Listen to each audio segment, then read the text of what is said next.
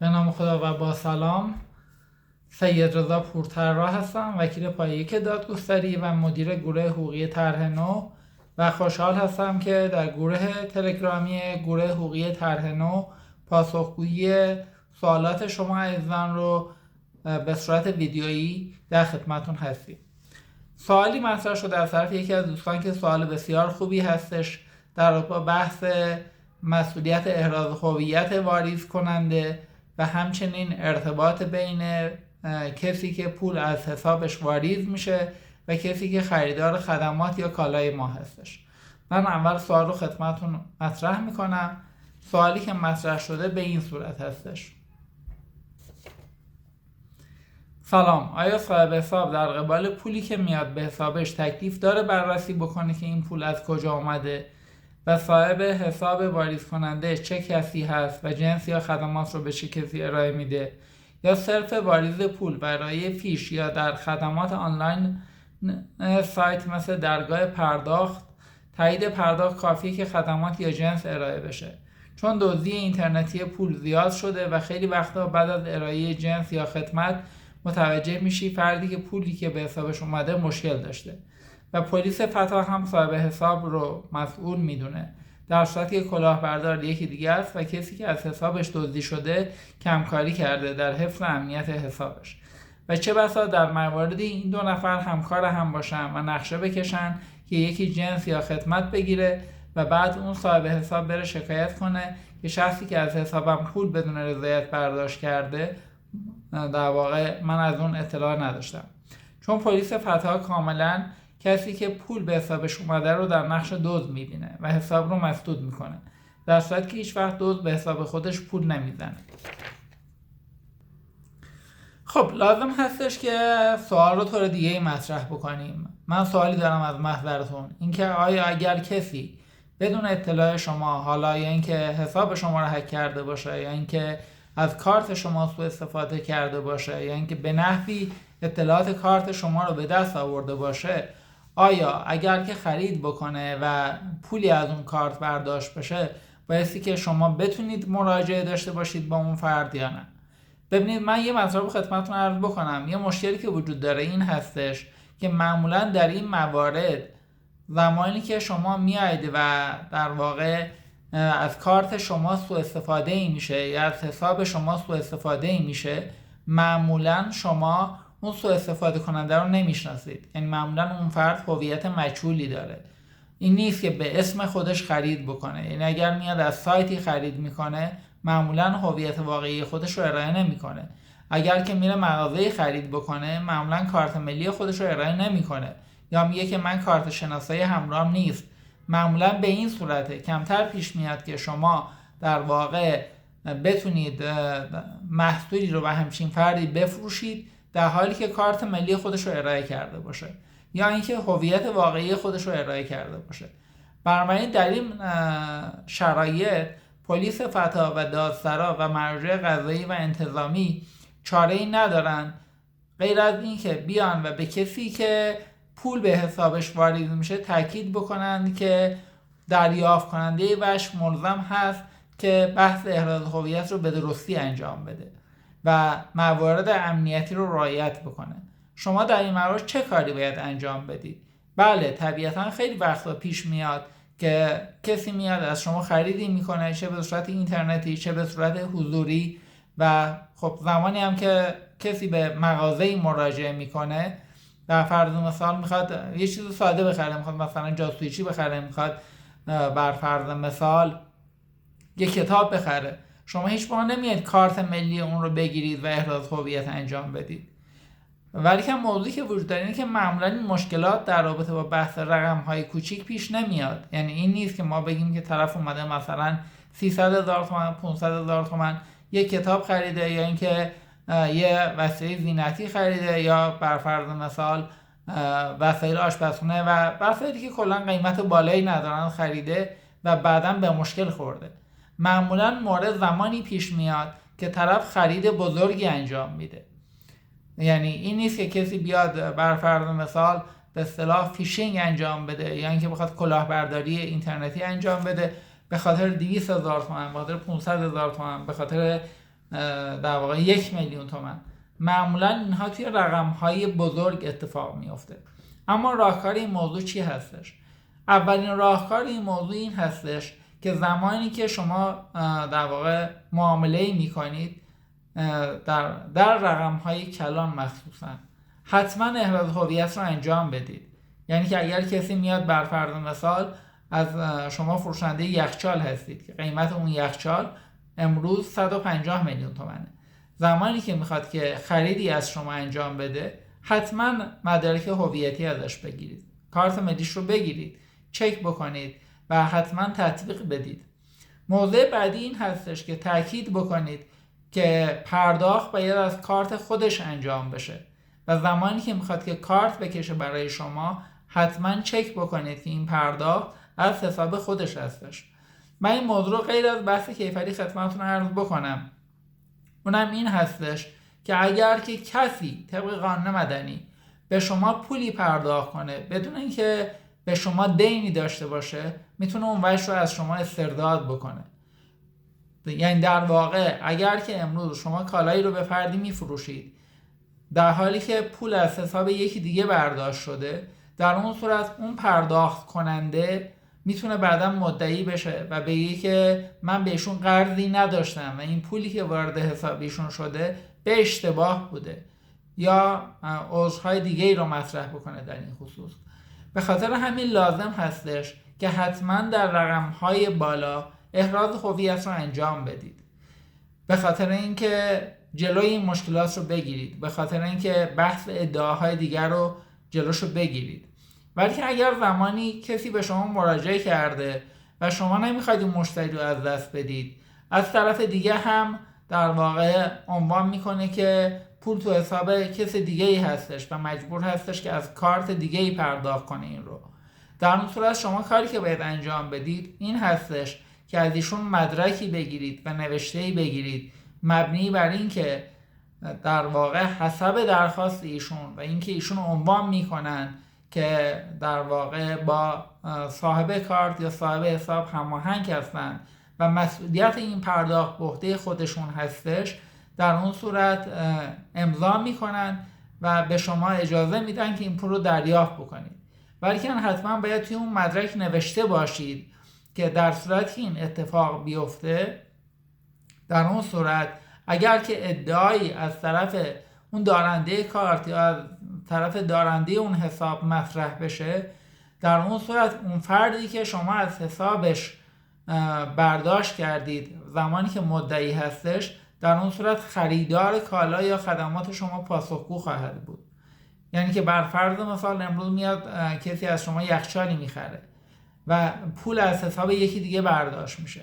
شما از خریدار یخچال امضا میگیرید که این پولی که از حساب آقای فلانی برداشت شده حسب درخواست خریدار بابت خرید یخچال بابت فاکتور شماره فلان بوده و در صورتی که هر گونه ادعایی از طرف دارنده کارت یا حساب مطرح بشه، در اون صورت کسی که خریدار بوده بایستی پاسخگو باشه و اگر که اون فرد ثالث یعنی صاحب حساب یا صاحب کارت اومد و به شما مراجعه کرد و اون پول رو مسترد کرد به هر دلیلی از طریق قانونی، در اون صورت اون فردی که خریدار هست بدهکار این فاکتور خواهد بود و این فاکتور تصفیه نشده هستش. شما از طریق گرفتن رسید و مدارک میتونید خیلی از مشکلاتتون رو حل بکنید. علاوه بر اینکه زمانی که شما چنین مدرکی رو میگیرید، بحث سوء نیت هم برطرف میشه. یعنی که اگر که شکایتی فردا مطرح بشه در واقع تحت عنوان جرایم مالی، کلاهبرداری، فیشینگ یا اینکه برداشت بدون هماهنگی یا هر عنوان دیگه‌ای توسط صاحب کارت یا صاحب حساب با اون رسیدی که شما گرفتید و با اون فاکتوری که دارید و به امضای خریدار رسوندید و مسئولیت اون برداشت رو اون خریدار به عهده گرفته، موضوع سوء نیت از عهده شما برداشته میشه و اگر هم به نحو حقوقی محکوم بشید به استرداد اون مبلغ، هرچند که با گرفتن اون نوشته میتونید به خریدار مراجعه کنید و این خریدار گفته که این برداشت حسب درخواست ایشون انجام شده و مسئولیتش به عهده ایشون هستش،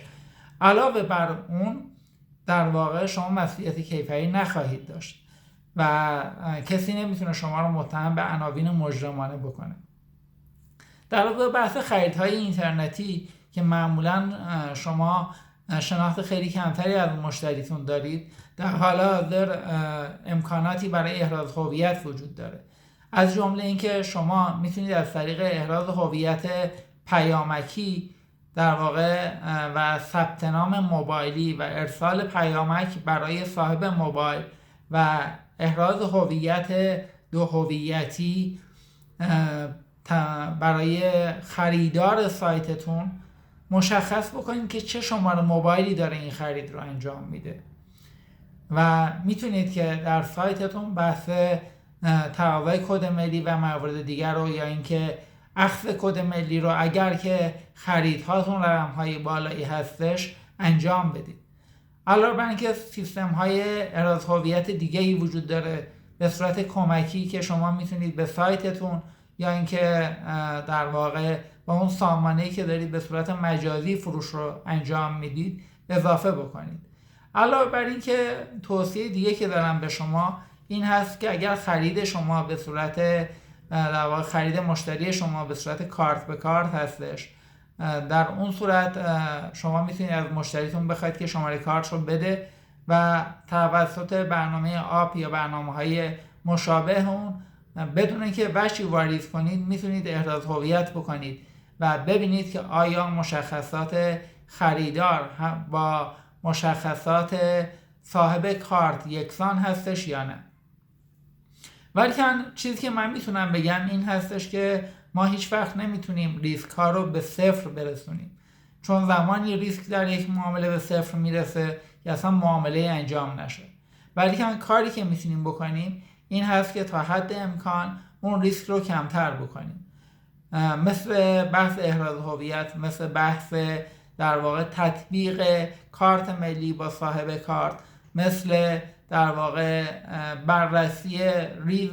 گردش حسابمون زمانی که پولی به حسابمون واریز میشه که ببینیم که آیا با مشخصات در واقع خریدار ما یکی هست یا نه.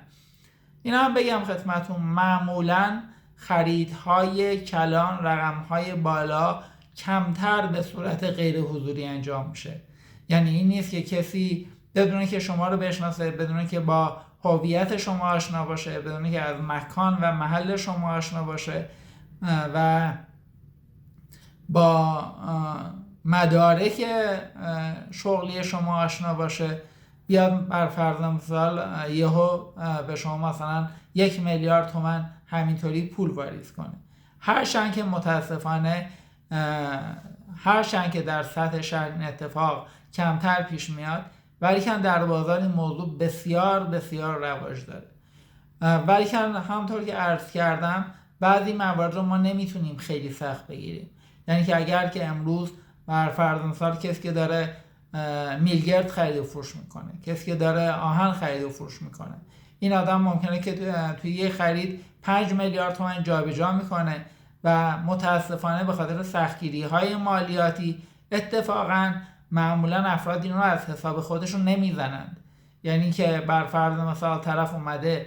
از کس دیگه طلب داره، از فرد دیگه هم جنس خریده و برای اینکه این پول به حسابش نیاد و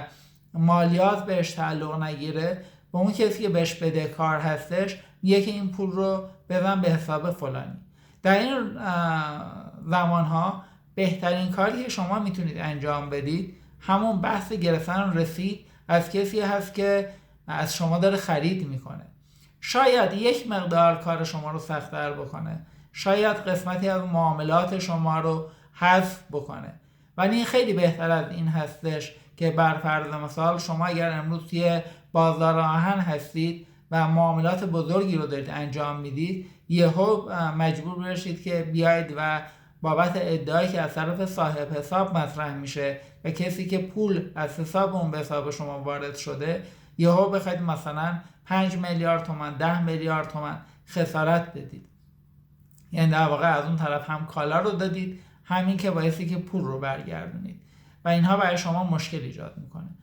در این موارد بهترین راه این هستش که ما نمیتونیم در واقع فروشنده ها رو ملزم بکنیم که حتما بگن که از حساب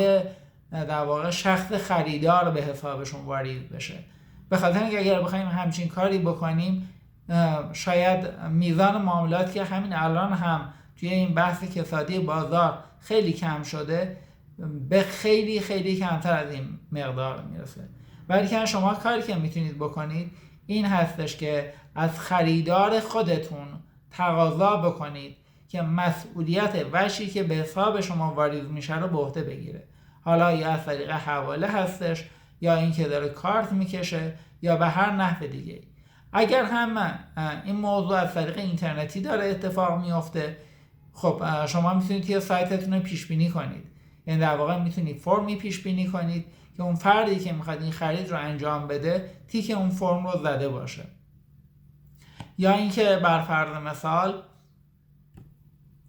اگر معامله شما از طریق بر فرض مثال سایت دیوار یا اپلیکیشن دیوار هستش و طرف مقابل رو نمیشناسید، سعی بکنید که این رو از طریق در واقع پیامک ردگذاری بکنید. اینو من خدمتتون اکیداً در واقع توصیه میکنم که به اپلیکیشن هایی مثل واتساپ یا تلگرام در این موارد اعتماد نکنید، به خاطر اینکه اینها توسط سیستم قضایی ما قابل ردگیری نیستن، به خاطر اینکه سامانه اینها در خارج از کشور هستش و هیچ همکاری با سیستم قضایی ایران ندارن و مخصوصا در این موارد هم که بحث‌های مالی هستش، شاید در موارد جنایی یا موارد دیگه که جنبه سیاسی داشته باشه همکاری هایی بین کشورها انجام بشه، یعنی که بین مدیران اون سامانه ها با کشور متقاضی انجام بشه و با سیستم قضایی اون کشور متقاضی. ولی که قطعا در بحث‌های مالی همچین پشتیبانی های اتفاق نمیفته. بنابراین سعی بکنید اگر که امکان گرفتن نوشته ندارید، اگر که امکان اینو ندارید که از طرف امضا اثر انگشت بگیرید، احراز هویتتون رو انجام بدید. از طریق موبایل های در واقع اعتباری سعی بکنید معاملات بزرگ رو انجام ندید. یعنی کسی که با موبایل اعتباری به شما زنگ میزنه و مدعی هستش که در واقع اعتبار زیادی داره، این احتمال اینکه و با کارت خودش اقدام نمیکنه، با حساب خودش اقدام نمیکنه، احتمال اینکه این در واقع در این خطایی باشه و ریسک بیشتری باشه خیلی بیشتره. سعی بکنید در این موارد در واقع از طرف بخواید که با خط اصلیش با شما تماس بگیره، یعنی در واقع با خطای ثابت نه خطای اعتباری. به خاطر این متاسفانه قسمت عمده تخلفات با همین خطای اعتباری اتفاق میفته. و از طرف دیگه سعی بکنید از طریق پیامک این ردها رو مشخص بکنید. اگر رقم بالا هستش دسترسی ندارید به اون طرف، به هیچ عنوان نپذیرید که بر فرض مثال بدون شناخت خریدارتون و بدون شناخت کسی که از حسابش به حساب شما پول واریز میشه جنسی رو به اون خریدار ارسال بکنید، به خاطر اینکه احتمال اینکه به مشکل بر بخورید خیلی زیاده. یعنی اینجا اتفاقی که میفته اینه که شما اون کالا یا اون خدمات رو از دست میدید و از طرف دیگه فردا اون کسی که پول از حسابش به حساب شما واریز شده میتونه مدعی باشه. پس بنابراین ما باید در نظر بگیریم که سیستم قضایی ما و پلیس فتا و سیستم های پیشگیری از جرم هم چاره‌ای ندارن به جز اینکه شما یه فروشنده رو ملزم بکنن که احتیاط هایی رو انجام بدید که جلوی جرایم گرفته بشه.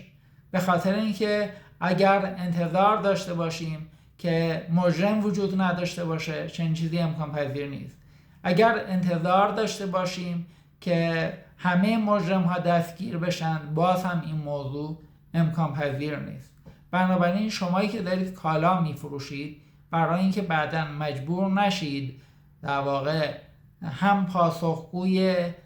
پرداخت کننده وجه باشید و هم در واقع کالا یا خدماتتون رو از دست داده باشید، بهترین هست که تا حد امکان با کسی معامله بکنید که میشناسیدش و ضمناً اگر که از حساب خودش پول رو پرداخت نمیکنه، که عرض کردم متاسفانه به دلیل سختگیری های مالیاتی این موضوع بسیار رایج شده، در اون صورت در واقع ازش بخواید که نوشته‌ای به شما بده که مسئولیت اون پرداخت رو به عهده بگیره و در نوشتهش عنوان بکنه که اگر که ادعایی مطرح بشه در اون صورت پاسخگوی اون فرد ثالث خواهد بود و علاوه بر اینکه اگر که اون فرد پولش رو مسترد بکنه در اون صورت اون خریدار به نرخ روز بایستی که جنس کالا رو پرداخت بکنه. امیدوار هستم که این توضیحات براتون مفید بوده باشه.